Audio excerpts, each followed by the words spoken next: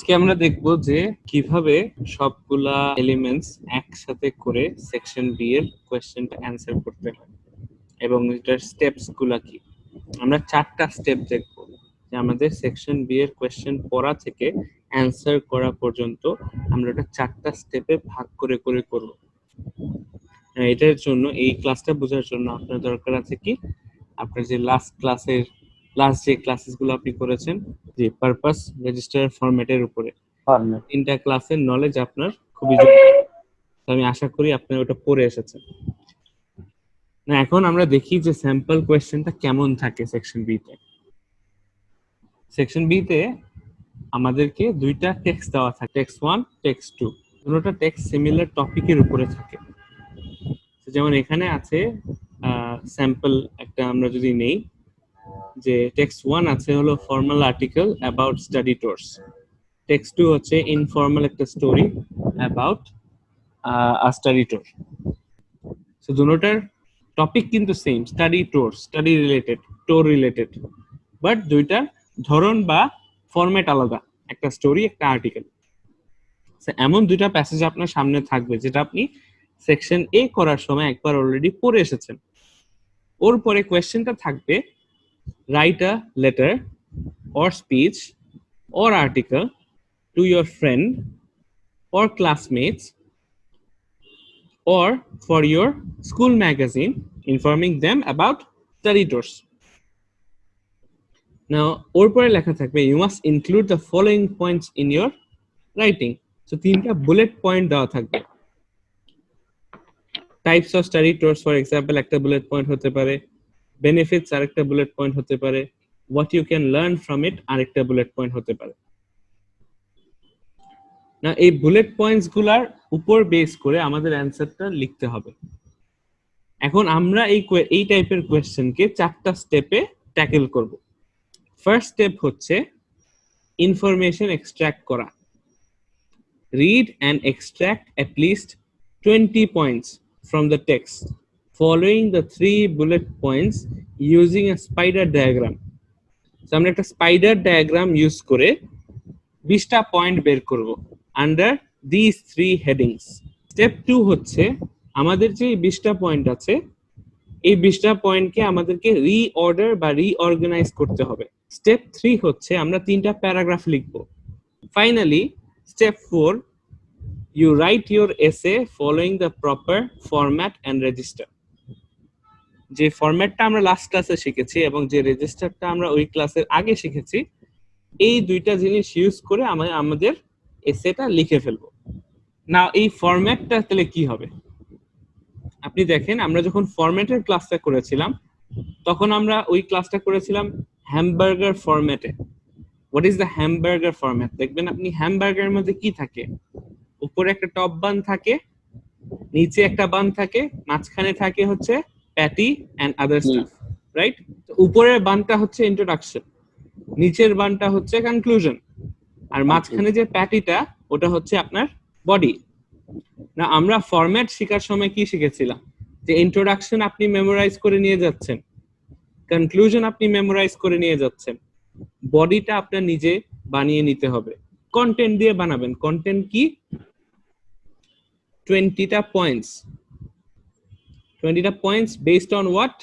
এই যে 3টা যে বুলেট পয়েন্টস আপনাদেরকে দিয়ে দিবে কোয়েশ্চেনের মধ্যে, ওই 3টা বুলেট পয়েন্টস এর আন্ডারে আপনাদের 20টা পয়েন্ট বের করতে হবে। কিভাবে বের করতে হবে একটু পরে আমরা দেখব। আমরা জানি এই লেটারের মধ্যে টপ রাইট হ্যান্ড সাইডে সেন্ডার্স অ্যাড্রেস, এক লাইন গ্যাপ দিয়ে ডেট, লেফট হ্যান্ড সাইডে ডিয়ার ফার্স্ট নেমের পরে ইন্ট্রোডাকশন, ওর পরে বডি, ওর পরে কনক্লুশন।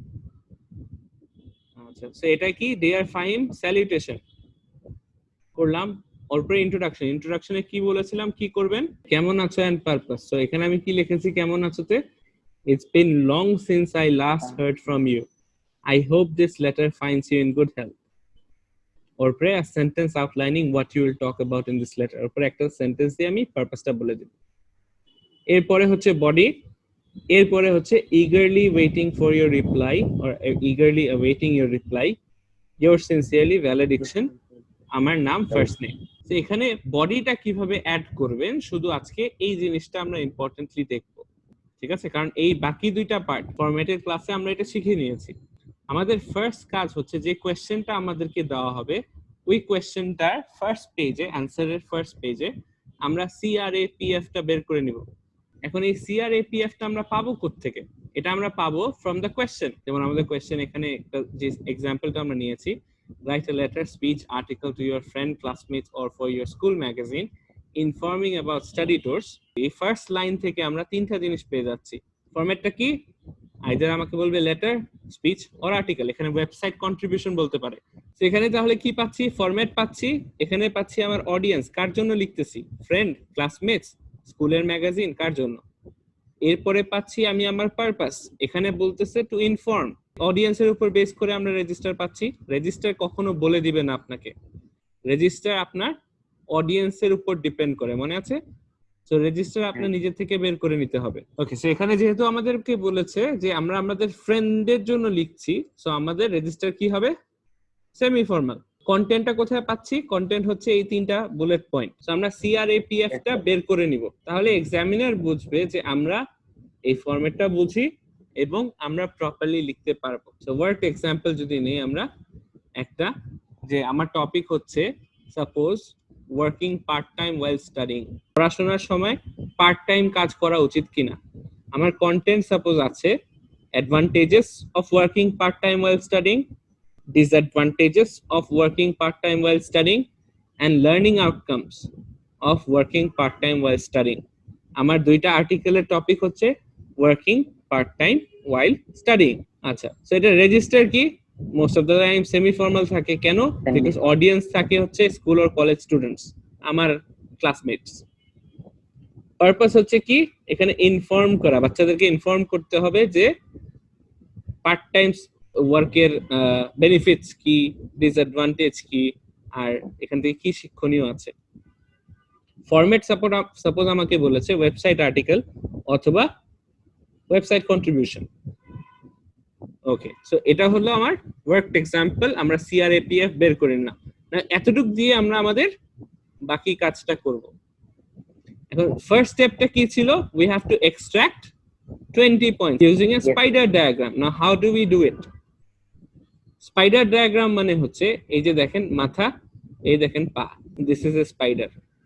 ঠিক আছে, সো আমরা কি করব? ফার্স্টেই তিনটা বক্স বানিয়ে ফেলবো বা তিনটা গোল করে আলাদা করে নিব। কিসের আন্ডারে? এই যে তিনটা যে বুলেট পয়েন্টস আমাদের ছিল ওইটার আন্ডারে। সো অ্যাডভান্টেজেস একটা হেডিং, ডিসঅ্যাডভান্টেজ আরেকটা হেডিং। ওকে, সো অ্যাডভান্টেজেস লিখে ওর পরে কি করবেন? আপনি আপনার যে টেক্সটটা আপনি পড়েছেন, ফার্স্ট টেক্সট, সেকেন্ড টেক্সট, ওই দুইটা টেক্সট থেকে যা যা আপনি পেয়েছেন regarding advantages of working part time, ওই ইনফরমেশন গুলো আপনি একটা একটা করে লিখে যাবেন। তো সাপোজ আমি পেলাম আমার টেক্সট থেকে অ্যাডভান্টেজেস, টাকা কামানো যাবে, ইন্ডিপেন্ডেন্স পাওয়া যায়, রেসপেক্ট পাওয়া যায়, ফ্যামিলিকে সাপোর্ট করতে পারবো, এক্সপিরিয়েন্স গেইন করতে পারবো, সিভিতে অ্যাড করতে পারবো, নেটওয়ার্কিং বাড়াইতে পারবো, কনফিডেন্স বুস্ট আপ হবে। সো পয়েন্টস গুলা কি আমি আমার নিজের মাথা থেকে বের করব? Answer is no. Section A and section B তে you don't use your own head, you just find out the points from the two passages that you have been given. So এখান থেকে আমি সাপোজ কয়টা point বের করলাম? একটা, দুইটা, তিনটা, চারটা, পাঁচটা, ছয়টা, সাতটা, আটটা। একটাতেই আমি 8টা পয়েন্ট পেয়ে গেলাম। টোটাল আমার লাগবে কয়টা? 20টা। তো সাপোজ ডিসঅ্যাডভান্টেজেস আন্ডারে কি পেলাম? ল্যাক অফ টাইম, স্টুডেন্টসদের তো সময় নাই, সোশ্যাল লাইফ নাই কোনো, কারণ কাজ করলে তো আর আমি ফ্রেন্ডসদের সাথে হ্যাং আউট করতে পারবো না। ওয়ার্ক প্রেশার, অনেক প্রেশার, অলরেডি স্কুলের অনেক কাজ থাকে। লুজ ফোকাস, পড়াশোনায় ফোকাস হারায় ফেলবো, গ্রেডস খারাপ হয়ে যাবে, ইগো চলে আসবে নিজেদের মধ্যে। তো এগুলা সাপোজ আমি বের করলাম হচ্ছে ডিসঅ্যাডভান্টেজেস। একটা, দুইটা, তিনটা, চারটা, পাঁচটা, ছয়টা।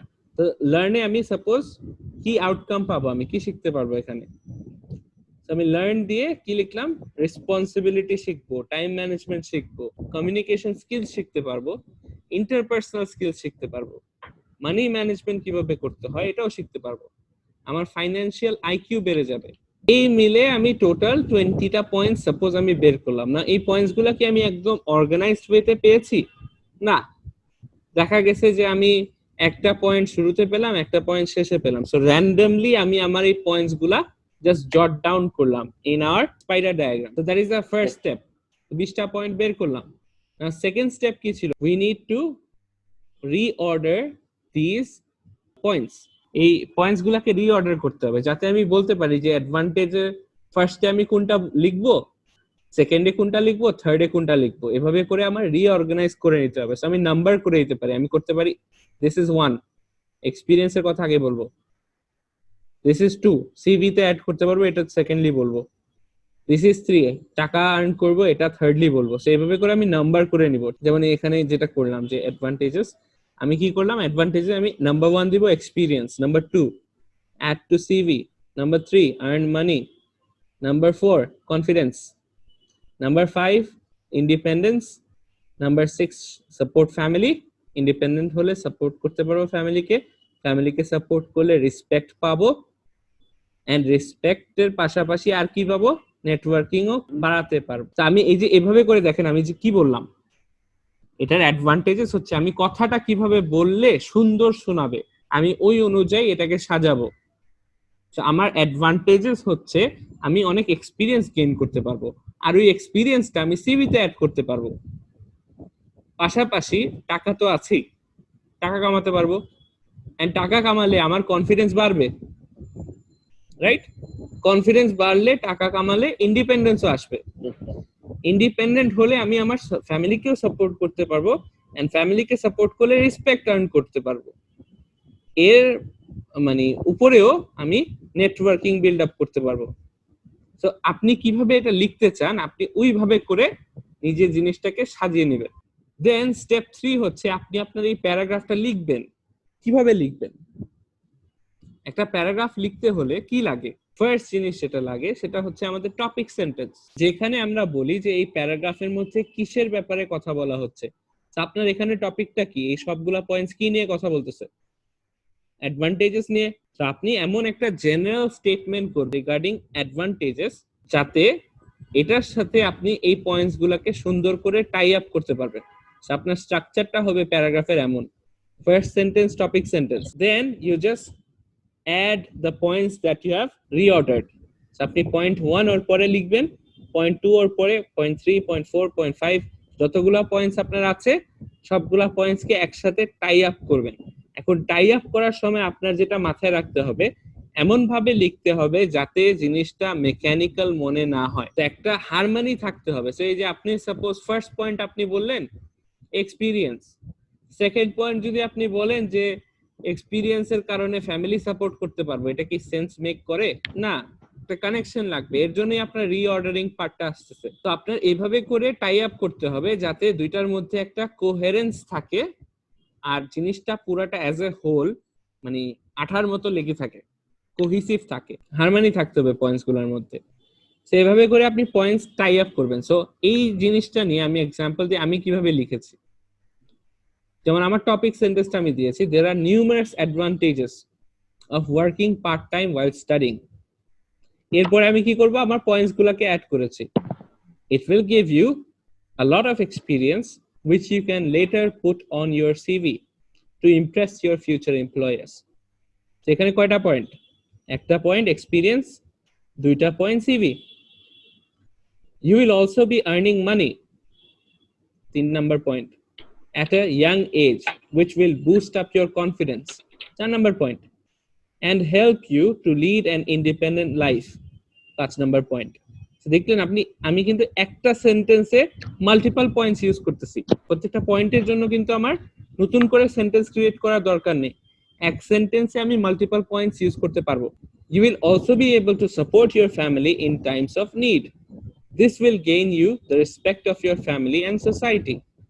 Not to mention, you will be able to build up a network of people from your workplace। দেখেন আমি কিন্তু এই পুরা 8টা পয়েন্টই খুব সুন্দর করে সাজায় লিখে ফেলছি। My points are connected to one another. There is a harmony amongst the points. So এটা হচ্ছে আমাদের step 3, that you write your paragraphs. Step 4 হচ্ছে you write your essay following the proper format. আমাদের ফরম্যাট কি ছিল? Website article. আর register কি ছিল? Semi format. তো ওয়েবসাইট আর্টিকেলের ইন্ট্রোডাকশন কেমন থাকে, যেমন এখানে আপনি দেখেন যে ওয়েবসাইট আর্টিকেলে বা যে কোনো আর্টিকেলের মধ্যে একটা এটা টাইটেল থাকে। তো আমার এখানে টাইটেল কি দিলাম, ওয়ার্কিং পার্ট টাইম ওয়াইল স্টাডিং। ওর উপরে আপনি দিবেন ইন্ট্রোডাকশন। ইন্ট্রোডাকশন লেখার জরুরি না, কনক্লুশন লেখা জরুরি না, বডি লেখা জরুরি না। আপনি এখানে জাস্ট এখান থেকে শুরু করতে পারেন। আপনি হেডিং ইউজ করতে পারেন, এটা আপনার ইচ্ছা। ফার্স্টে থাকে হুক, সেকেন্ডে থাকে পারপাস, থার্ডে থাকে আউটলাইন। তো আমি হুক কি দিছি, a lot of teenagers these days choose to work part time while studying. অনেকজন করে, এর মানে কি আমারও করা উচিত? There are both up and down sides to this choice. ভালো সাইডও আছে, খারাপ সাইডও আছে। In this article, I will inform you about the benefits, the drawbacks, and the learning opportunities of working while studying. This will hopefully help you make an informed decision as to whether or not you want to work while studying. So this is my introduction. ওর পরে আমার বডির প্যারাগ্রাফটা এখানে বসিয়ে দিলাম। এমন করে আমার যে বাকি যে স্পাইডার ডায়াগ্রাম গুলা ছিল এগুলাকে আমার কি করতে হবে, বডি প্যারাগ্রাফে কনভার্ট করতে হবে। কনভার্ট করে ওটা হবে সেকেন্ড প্যারাগ্রাফ, আর এটা হবে থার্ড প্যারাগ্রাফ। দেন কনক্লুশনে কি আছে, as you can see there are some downsides of working part-time while studying. However, in my opinion the advantages far outweigh the disadvantages. সেটা আমি কি করলাম, সামারি করলাম আমার এসেটা। In any case, there are lots of learning opportunities that come with working part-time, which will develop you as a person. The choice, however, remains yours. So এখানে কি করলাম, আমি এটা একটা ফিউচার স্টেটমেন্ট দিলাম। ফার্স্টে আমি রিস্টেট করলাম, ওর পরে আমি একটা ফিউচার স্টেটমেন্ট দিলাম যে সামনে আপনার কাছে আরো অনেক অপরচুনিটি আসবে। ওর পরে আমি কি করলাম, রাইটারের নাম দিলাম মোহাম্মদ আমিনুর রহমান।